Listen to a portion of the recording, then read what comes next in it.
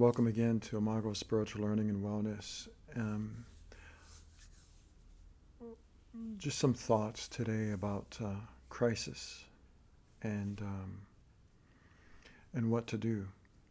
Um, a lot of us are in crisis in one form or another, right? It could be emotional crisis, mental crisis, financial crisis, relationship crisis. Crisis meaning, where that which we once knew is falling apart or it's no longer there. That which we once relied upon for support, for certainty, for security, for consistency, um, for a sense that everything is okay, is no longer there. And so, what do we do? When crisis hits, and it can hit in all kinds of ways. Um, it can be devastating, and it is.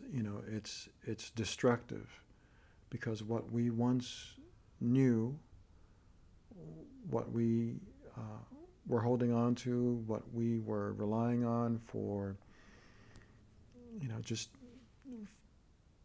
to be consistent with uh, a sense of life that made sense to us.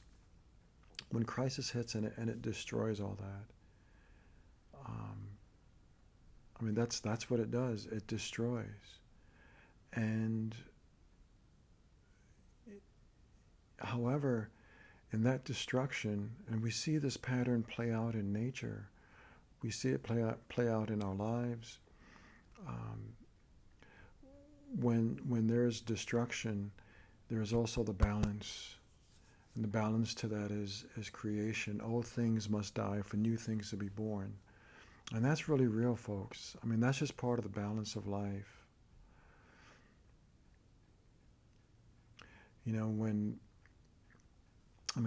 we have different sayings. It's always darkest before the dawn, um, and it's so true. A number of years ago, I had mentioned this before. I experienced homelessness, and where I lived in my car for a year, and that was, and I also lost my family. My wife and my sons, and um, they're still alive, but that familyhood was no longer there, and so. And I can tell you that it was devastating. It was absolutely devastating. However, the question, that comes to us is, what am I going to do? Right? What am I going to do now? How am I going to carry on and try to move forward? Am I going to give up? Maybe end my life? Those two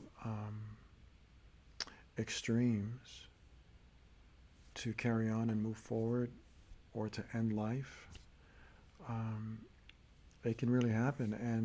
And all kinds of questions in between those two polarities, those two polar opposites, it gets heavy. It gets really, really heavy, and it gets really, really dark. Um, However, I can tell you from experience, beloved, that crisis was truly, it was a turning point in my life because I had to confront a lot of things within myself, and I'm still undergoing that process, and I think we always will. I think that's just part of, personal growth, spiritual growth. It We're constantly confronted with our shadows, the things that lurk beneath our conscious awareness, hidden deep in the recesses of our minds that we would rather hide from the world, and honestly that we would rather hide from within ourselves. But they confront us, and it's a good thing. It's an opportunity. It's an invitation. That's really what it is. And every crisis, in spite of its destructiveness and in spite of how dark it can get and in spite of how scary it can be, every crisis is an invitation to reach up a little bit higher, to step up, to carry on, to move forward. And that's what I chose to do when I lived in my car for a year. And I can tell you in hindsight that it was an absolute blessing. It really was. Now, did it resolve everything within myself, within my soul? You know, not everything, no. There's still much work to be done. And it's all good because the work is going on. I'm carrying forward with the work on myself. And that's what you need to do when crisis hits. You've got to keep working on yourself. Because in spite of it feeling like an end of everything, it may be true to some degree that it is an end. Absolutely. It's a termination point. However, it's also then, if it's an end, it's also a new beginning. You know, and if things come to an end, that means that new things are ready to be born. And that's up to you. That's really up to you. It's up to no one else. And I'm sharing this because a lot of people are going through crisis of all kinds. I was reading an article recently, and there were comments in there about people having lost their jobs to AI or to this and that, you know, because of just tremendous changes happening in the economy, and they have absolutely no idea what to do, and they're feeling lost and scared. And I'm here to tell you that that's a part of the process. Feeling lost and feeling scared, that's part of it. But that's not the all of the experience. That's not the totality of the experience. You can devise still a vision or revisit a vision that maybe you allow to go dormant within yourself because everyday life, the everyday humdrum of life took over, and you know we have to go to work and pay our bills and do all these things just to ensure our daily and weekly and monthly survival.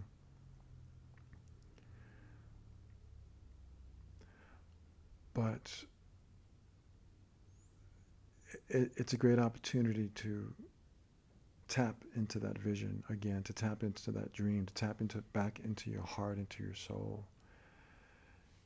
and to revisit what makes you really feel alive and of value and full of purpose. And that's the Imago from within. That's the template, the end stage, the ultimate of our expression and of our development. That's what it is. So, yes, you're going to feel lost. Yes, you're going to feel like everything is coming to an end. But it's also up to you. It's up to me. It's up to us to erect a vision and to allow ourselves, yes, to be swept by the crisis. That's fine, you know, accept it, right? Don't resist it, accept it. Because by accepting it, you allow yourself the open space of possibility wherein you can then find within yourself recourse in that time of crisis. And you can find within yourself the strength to carry on, the strength to move forward, the strength to revisit that vision and to resurrect that vision for yourself, and to rediscover perhaps what is really of meaning and really purposeful in your life and in your soul.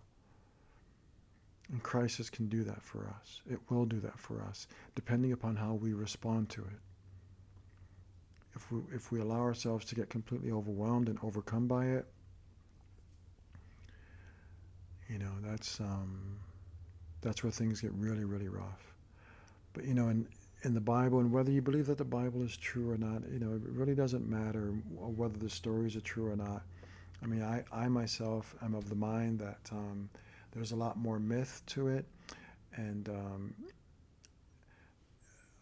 but those myths were actually borrowed from other cultures, other periods, and so uh, there's something there, right? There's something universal going on in some of those messages. But there's a story of Job in the Bible, in the Old Testament, and Job was just rocked by one crisis after another, after another, after another, to the point where he just lost everything.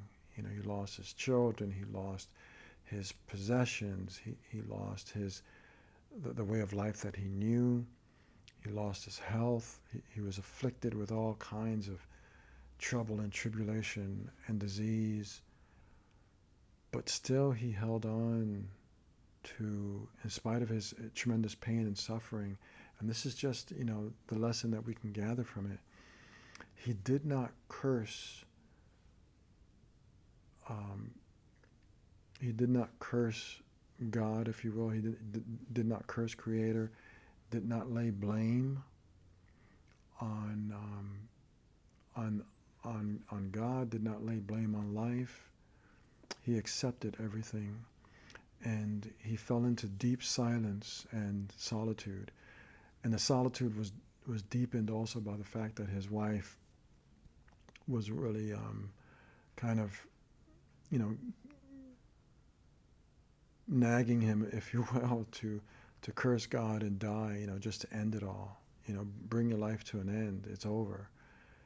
And because she herself obviously was suffering too.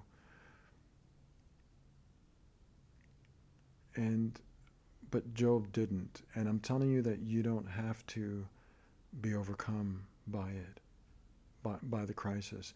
You can really see it as an opportunity, and you can redefine the crisis so that it becomes an opportunity for you, and it becomes a new beginning.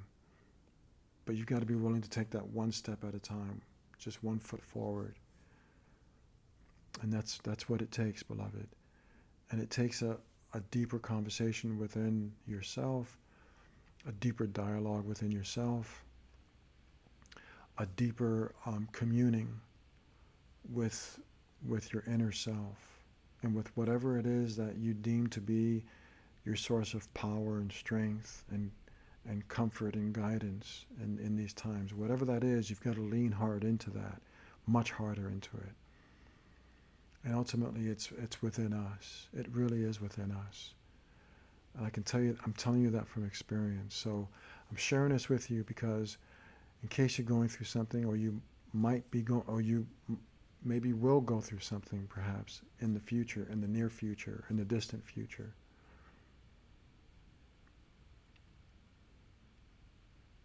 You will find within yourself, if you look deeply within, if you look deep enough, you will find within yourself that source of power and strength that you may not have even known is there, but it's there. It's there. It's within you. It really is.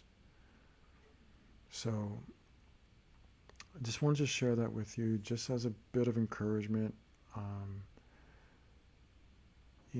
and yeah, just as encouragement and as a blessing. So. So thank you so much for taking this time with me here at Imago Spiritual Learning and Wellness. And just eternal blessings to you and to all that pertains to you. Thank you. Thank you so much. Stay blessed.